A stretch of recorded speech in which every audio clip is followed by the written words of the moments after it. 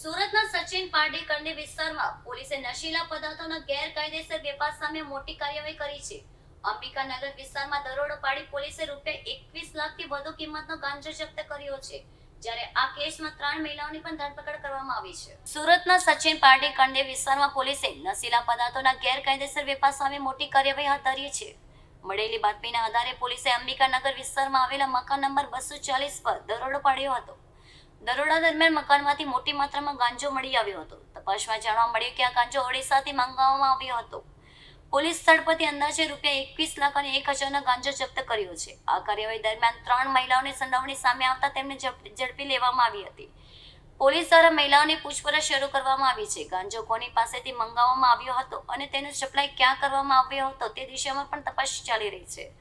જપ્ત કરાયેલા નશીલા પદાર્થને કબજે લઈને કાયદેસરની કાર્યવાહી હાથ ધરવામાં આવી છે. પોલીસને આશંકા છે કે આ કેસમાં અન્ય લોકોની પણ સંડોવણી હોઈ શકે છે.